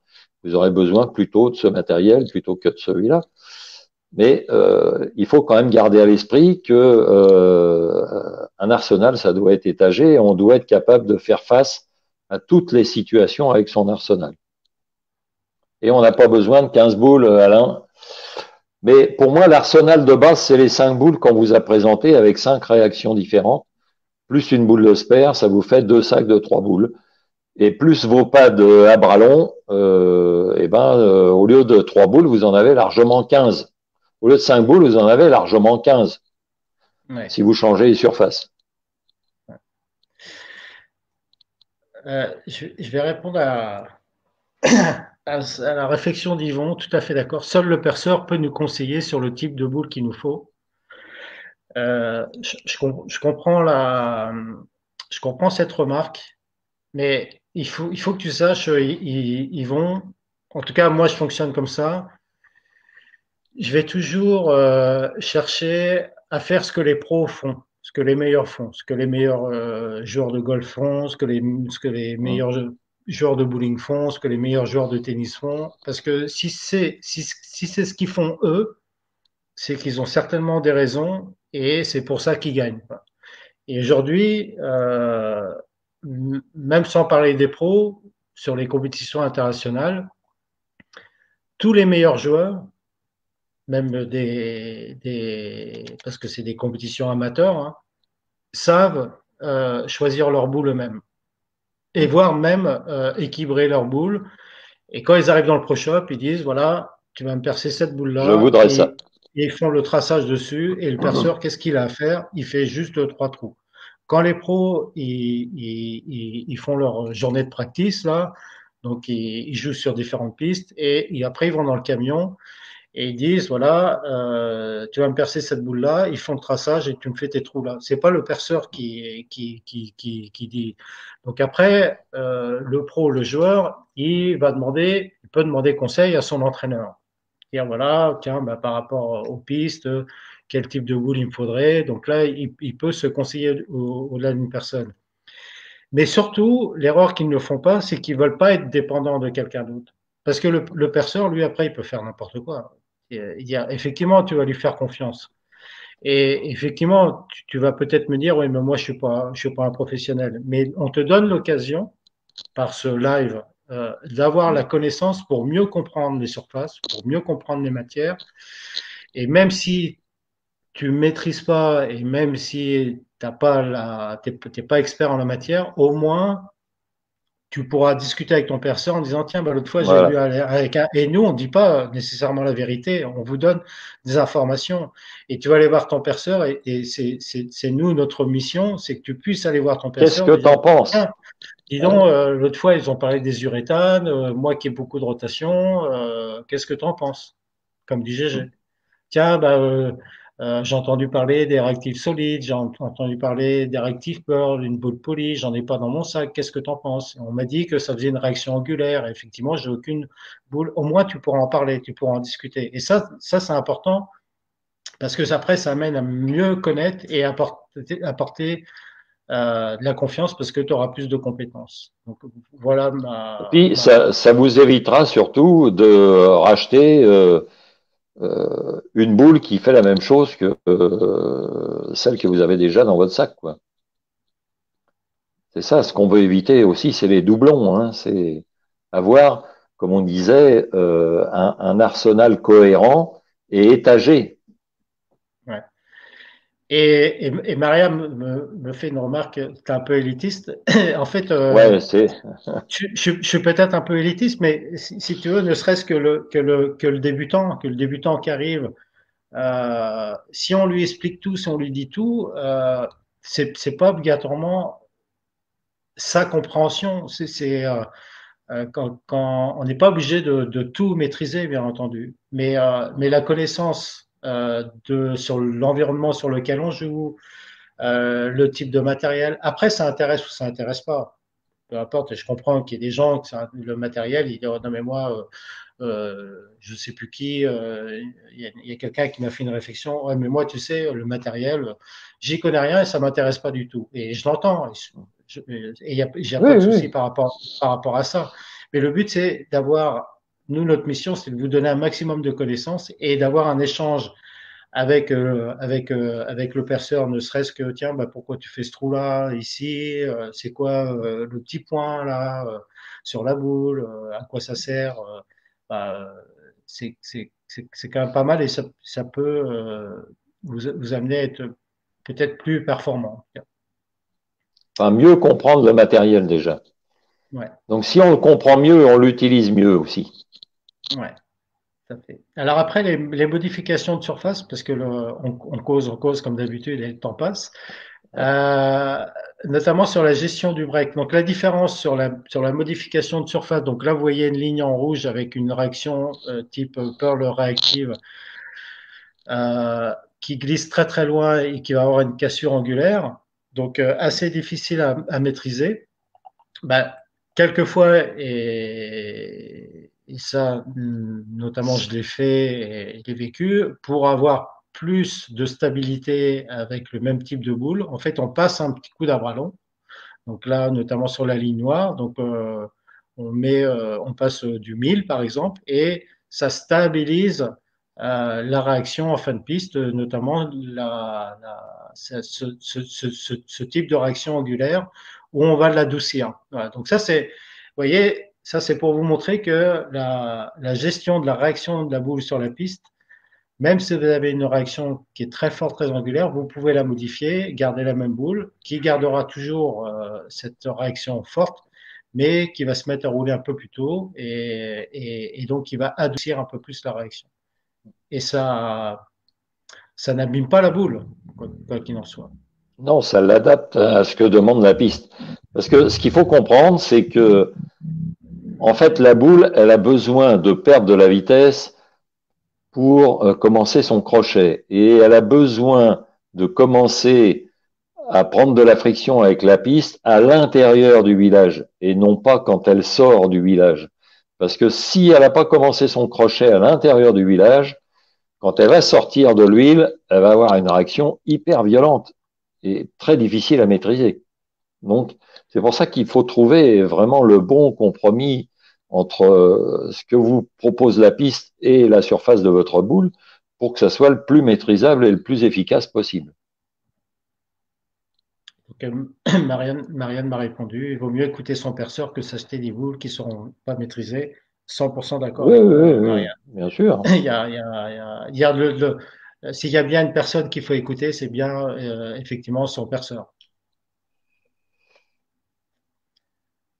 Mais ça n'empêche pas de Ok. discuter et de se renseigner et d'essayer de comprendre. Hein.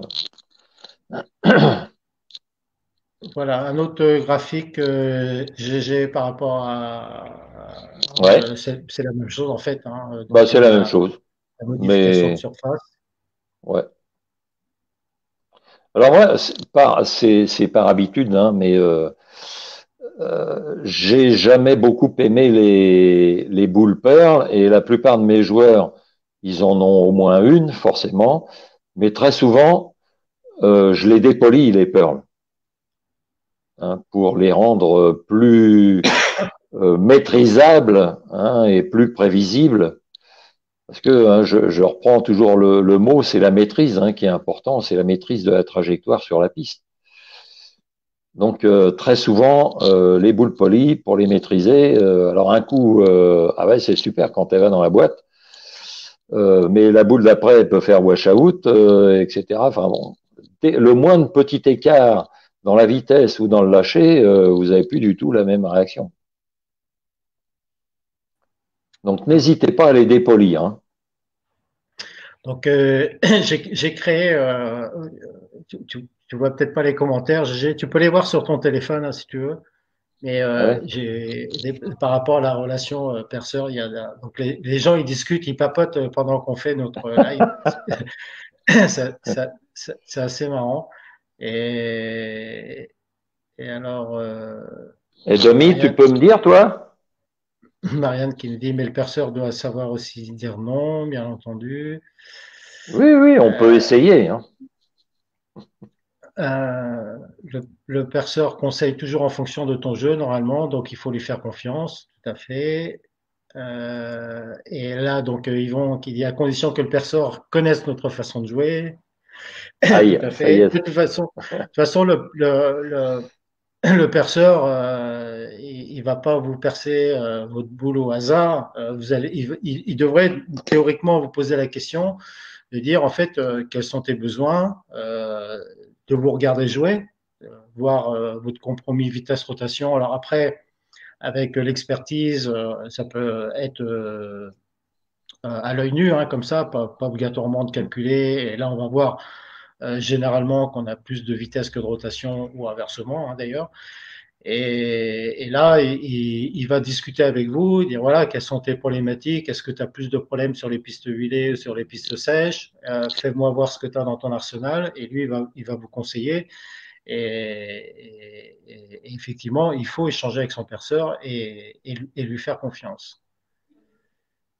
Alors, Marianne est direct, si le perceur ne s'intéresse pas à ton jeu, change de perceur.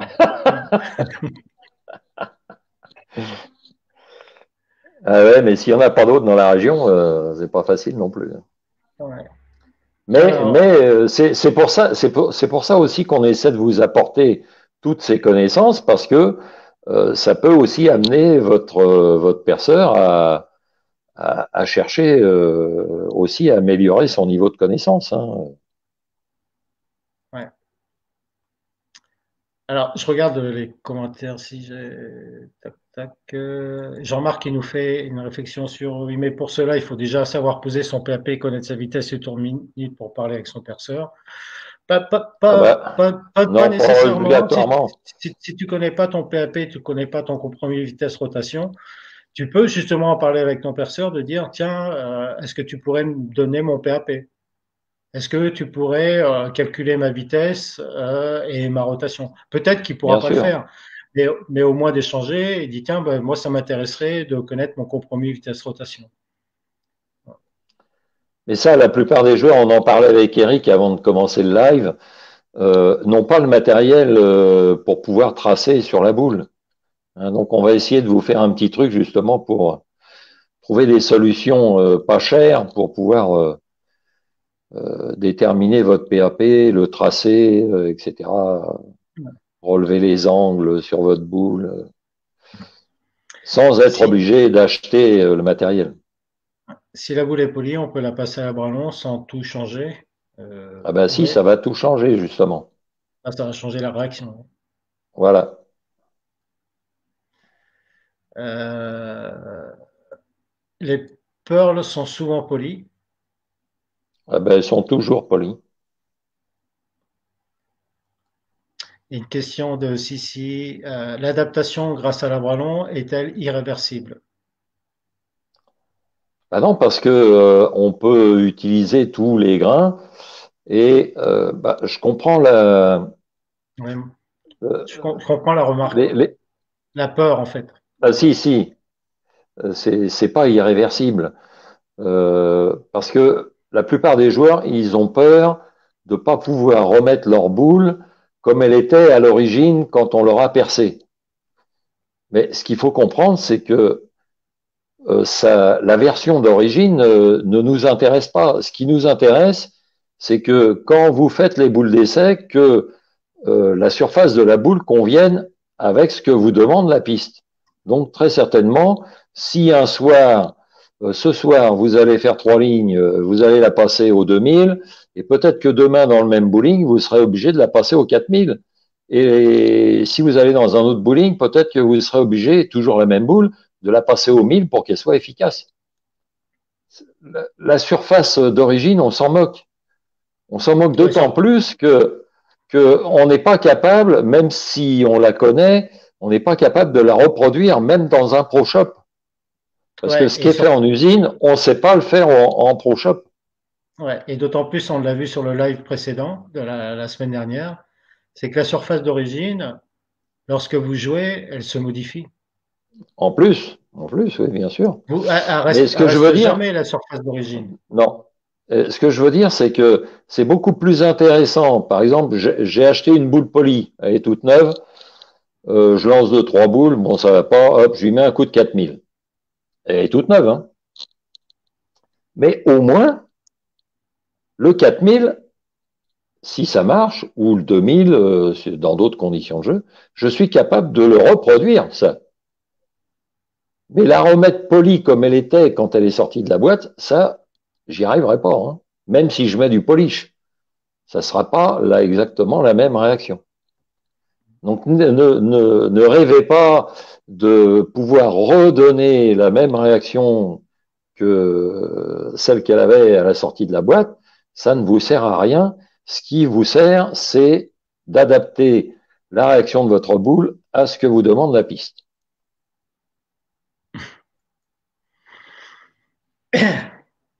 Et tu dis qu'il faut dépolir une boule polie, mais pourquoi prendre une boule polie dans ce cas? Parce que c'est une perle, Joël. Parce que c'est une perle.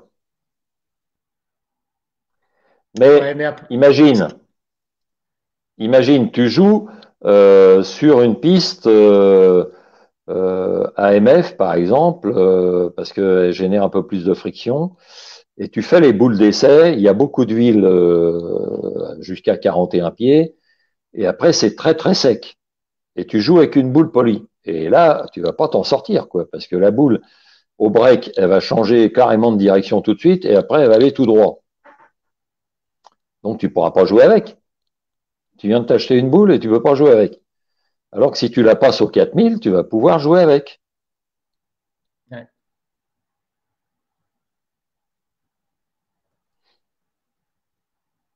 Je sais pas si ça a répondu à la question, Joël. Non, mais je comprends bien, hein, tous les joueurs ont la même réflexion. Ben, à quoi ça sert d'acheter une boule polie si c'est pour la dépolir? Ben, ce qui est important, c'est que la surface dans laquelle vous l'avez mise, qu'elle corresponde avec ce que vous demande la piste. Voilà.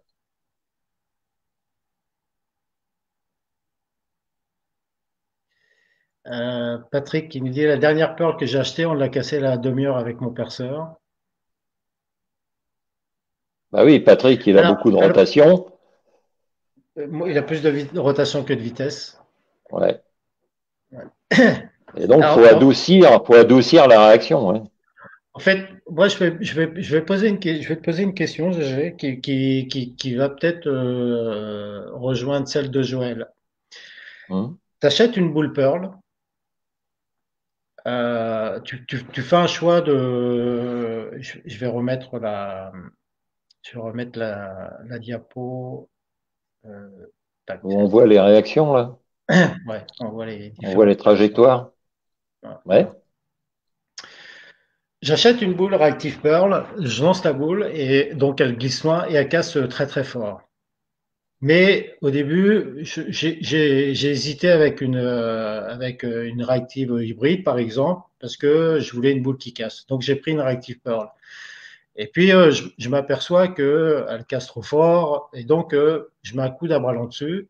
Et, et là, donc ça me modifie, elle est moins angulaire, ça me plaît mieux. Est-ce que j'aurais pas eu intérêt à la base de prendre plutôt une réactive hybride? Bah, l'hybride, elle va générer de la friction plus tôt. D'accord. Donc si je casse Hein. la surface de la réactive Pearl, il y aura toujours quand même cette réaction forte au bout qui restera, Bah mais non, elle sera plus, moins forte. Elle sera moins forte. mais j'ai pas fini ma phrase, mais plus maîtrisable. Voilà.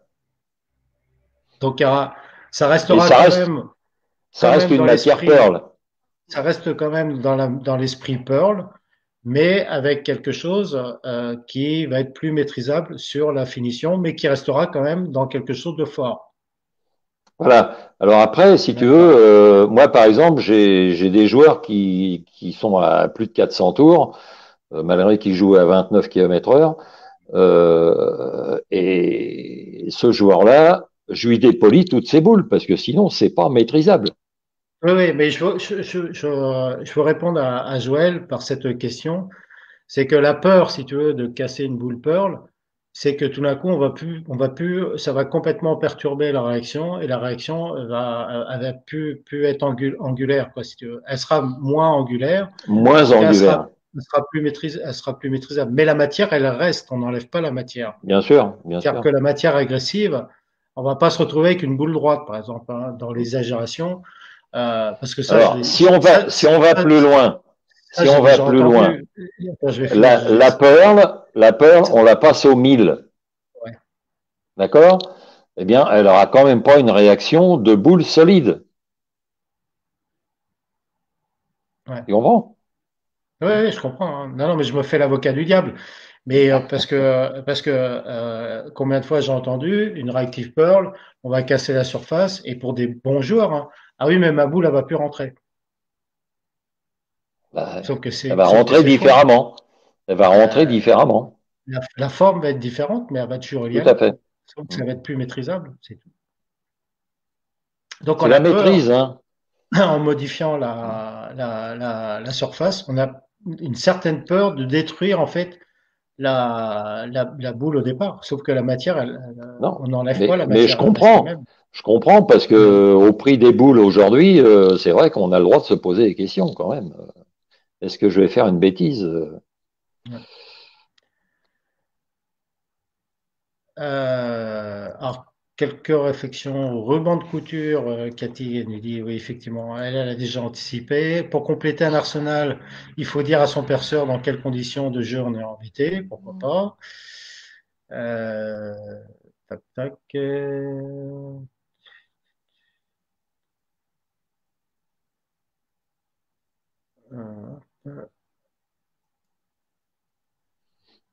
D'ailleurs, il y a beaucoup de Pearl au 500 maintenant. Oui, mais elles sont commencées au 500, mais elles sont polies par-dessus le 500, hein. Ils sont pas Ouais, laissés au 500, hein. il y a un gros grain et après il y a un deuxième grain dessus au Voilà. 2000 pour casser un peu En l'agressivité. fait, c'est bon, ça fait quelques années que ça dure maintenant. Pourquoi les boules sont finies avec du 500 d'abord? C'est pour créer des vallées, pour créer de la stabilité dans la partie huilée de la piste. Et après, par-dessus, soit on met un coup de 1000, soit on met un coup de 2000, soit un coup de 4000, soit on polit pour arrondir les pics. Ouais. Et donc, Christophe qui nous fait remarque, oui, mais elle va perdre de la glisse, notamment sur la boule Pearl. Ben, c'est ce qu'on dit, en fait, c'est qu'elle va Ouais. rouler un peu plus tôt. C'est ce qui rend la trajectoire un peu plus maîtrisable. Voilà. Elle va Et Joël, réagir un petit peu plus tôt. Ouais. voilà. Et Joël bien répondu à ma demande. Voilà. Il nous reste un dernier slide, les amis. Je vais l'avancer. Si tu peux nous dire deux mots, GG, sur notamment l'entretien. Là, c'est Ouais. ce Alors slide l'entretien, là. Et ça va être le dernier slide pour cette soirée. bon, vous êtes tous d'accord pour dire que reconnaître que le matériel, ça coûte très cher. Hein.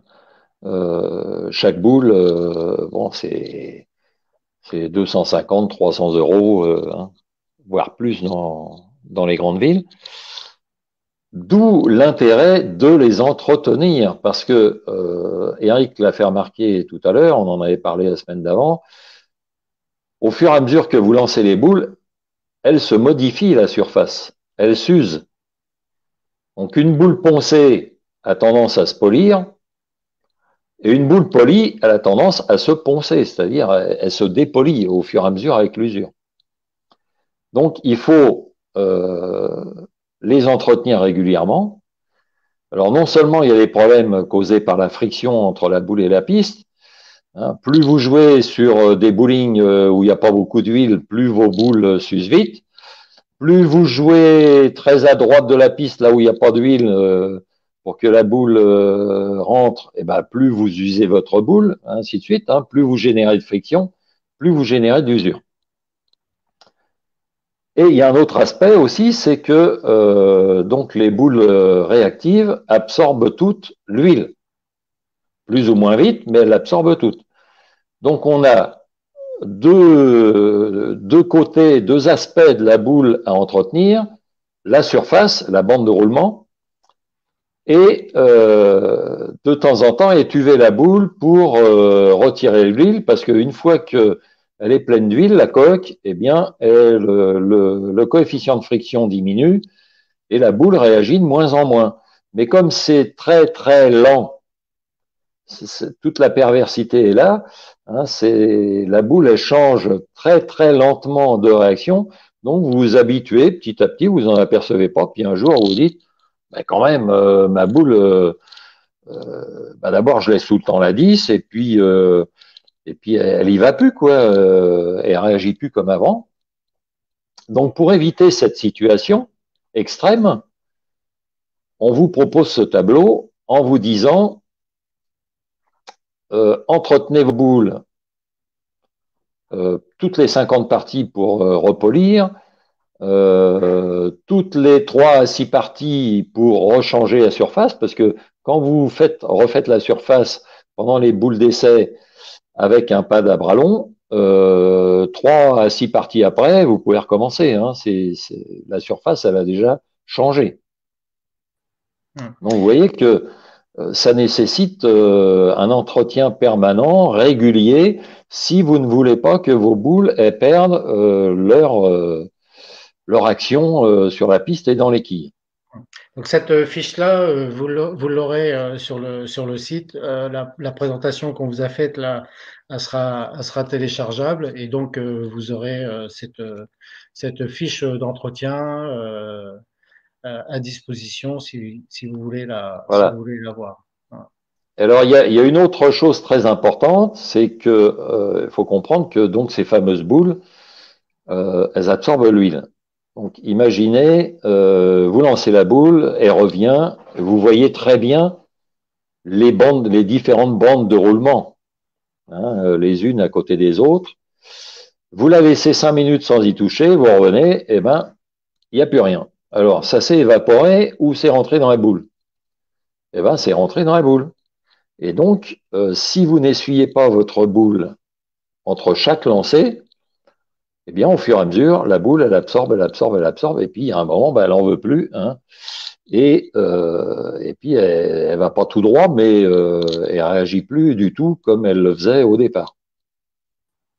Alors, sachez quand même que, elle patine, comme euh, dirait Joël. ouais, et si vous n'essuyez pas la boule et que vous la relancez, vous perdez environ 2 lattes de crochet. hein, puisque vous diminuez la friction avec la piste, puisque la boule, elle va repasser sur des bandes de roulement qui sont huilées. Donc, vous perdez de la réaction. Alors, il y a des fois, quand il n'y a pas beaucoup d'huile, bah, on évite d'essuyer sa boule. Par contre, quand c'est les boules d'essai et qu'il y a beaucoup d'huile, bah, faut les essuyer. Donc, ça nécessite un entretien régulier. Et une fois que vous avez fini votre série de parties, eh bien, vous dégraissez avec un chiffon en coton ou une serviette en coton et du dégraissant. Vous dégraissez la surface de votre boule avant de la remettre dans le sac. Et comme ça, vous allez allonger la durée de vie de votre boule ou de vos boules.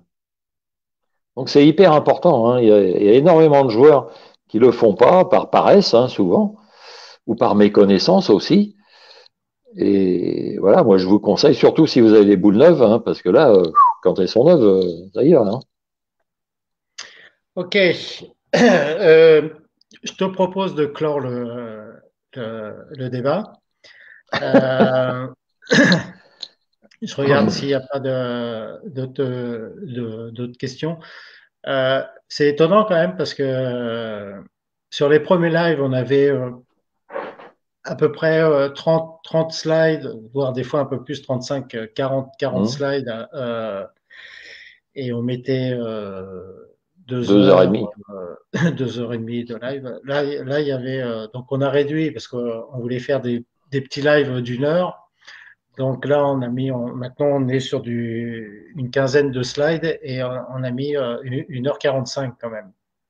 Ouais. Donc voilà, mais c'est la Non, mais passion. c'est, oui, puis c'est parce que c'est important et puis on voudrait arriver à faire passer le message. Alors peut-être que oui, c'est vrai, on est peut-être un peu trop bavard, mais faut quand même je pense expliquer pour que tout le monde comprenne bien, hein, l'importance de chaque Ouais. paramètre, quoi. On va finir juste par quelques remarques. Il y a un truc qui serait intéressant sur le schéma des boules, donc Alain qui nous dit ça, c'est de mettre pour quel genre de village ça nous serait utile. Effectivement, ça peut faire partie sur le live Ouais. des conditions de jeu, des Mm. différentes conditions de jeu, et mettre par exemple un village court, bah, la réaction du rétane, la réaction d'une solide et autres, et effectivement pour voir la différence. C'est une très bonne remarque, Alain. Merci, on en tiendra compte. Manu qui dit messieurs, entretenez vos boules et pensez à les nettoyer. Effectivement. Donc après, des remerciements. Anto, merci. Nadine, merci. Christophe, super. Ok, bah merci. Merci à tous. Les lives nous permettent Ouais. de nous remettre en question. Bah, effectivement, c'est C'est un des objectifs aussi, hein. c'est un des objectifs. Voilà. Ça C'est peut être de vous permettre d'évoluer, hein. Ouais, et ça peut être des fois un peu perturbant parce que ça peut sortir de certitudes ou de Ouais. convictions qu'il faut avoir. Ça Mais remet en question beaucoup de choses. ouais, mais nous, on n'est pas non plus pour, comment dire, on n'a pas la science exacte. Nous, c'est par rapport à nos expériences. GG, il lit beaucoup d'articles, il traduit beaucoup d'articles. Il avait des façons de penser, je parle pour toi, GG, hein, mais il avait des façons Mm. de penser comme moi, hein, il y a 15 ans ou 20 ans, qui maintenant se Ouais, sont ouais, ouais. complètement modifiées, voire inversées. Il y a des choses Tout à fait. Tout à qui fait. étaient incohérentes. Et ça, Au c'est niveau important. au niveau du perçage, on fait le contraire de ce qu'on faisait il y a 30 ans. Voilà. Et ça, c'est important. Et vos questions aussi nous remettent, nous, en question. Ouais, ça nous aide. Par rapport à nos remarques, par rapport à nos thématiques et vos besoins et vos envies. Donc nous, le plaisir est là pour nous aussi de vous satisfaire. Et c'était encore un super live.